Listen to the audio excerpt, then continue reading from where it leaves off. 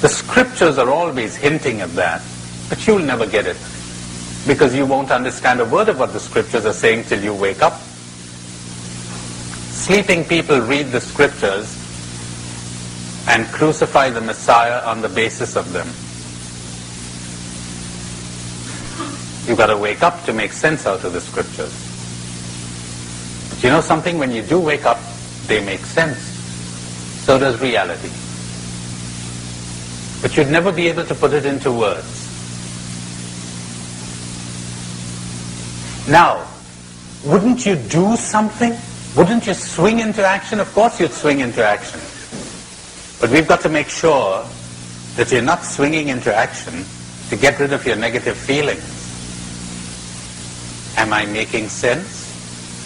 Lots of people swing into action and only make things worse, you know, because they're not coming from love. They're coming from negative feelings. They're coming from guilt, from anger, from hate, from a sense of injustice, or whatever. We got to make sure of that first. We've got to make sure of your being before you swing into action. You got to make sure of who you are before we see what you do. And unfortunately, when sleeping people swing into action, they just substitute one cruelty with another, one injustice with another, and so it goes on. Meister Eckhart, again, says so powerfully, it is not by your actions that you will be saved or awakened, call it any word you want, but by your being. It is not by what you do, but by what you are that you will be judged. Of course. Of what good is it to you to feed the hungry and give drink to the thirsty and visit the prisoners in jail? Remember that sentence? I could give my body to be burnt and all my goods to feed the poor, but if I have not love, that's important. Not your actions. Not your actions. Forget it. It's your being. Then you might get into action, or you might not get into action. You can't decide that till you know, till you understand, till you're awake. And unfortunately, all the emphasis is being put on changing the world and very little emphasis on waking you up. When you wake up, you will know what to do or what not to do. Some of the mystics are very strange, you know, like that man Jesus who says, I wasn't sent to those people. I just limit myself to what I'm supposed to do right now. Later, maybe. Some of them go into silence, mysteriously.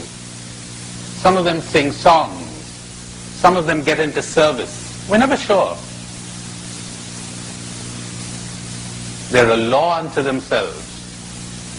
They know exactly what is to be done. Get into the heat of battle. Keep your heart at the lotus feet of the Lord, as I said to you this morning. So, see what happens to us when we're asleep. It's like, I said to you before, the world is good or the world is right because you feel good. Imagine that you're unwell and you're in a foul mood and they're taking you through some lovely countryside, beautiful landscape, but you're not in the mood for seeing anything. Another day you pass by the same place and you say, good heavens, where was I that I didn't notice all of this? Everything becomes beautiful when you change. You're looking at the trees and the mountains through windows that are wet with the rain in a storm, and everything looks blurred and shapeless. And you want to go right out there and change those trees and change those mountains. Wait a minute. Let's examine your window.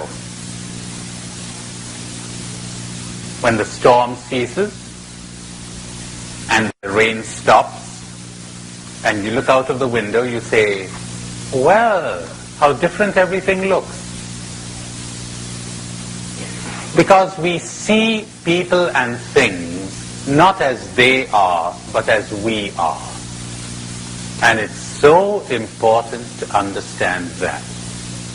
That is why when two people look at something or look at someone, you get two different reactions. We see things and people not as they are, but as we are. Remember that sentence about everything turning to good for those who love God? When you awake, you don't try to make good things happen. They just happen. They just happen. Because you understand suddenly that everything that happens to you is good.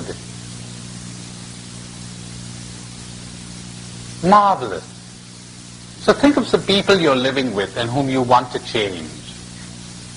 You find them moody, inconsiderate, unreliable, treacherous, or whatever. When you are different, they will be different. That's an infallible and miraculous cure. The day you are different, they will become different. You will see them differently. He seemed so terrifying. He's actually frightened. She seemed so rude. I am actually frightened. Or whatever. We suddenly see things differently.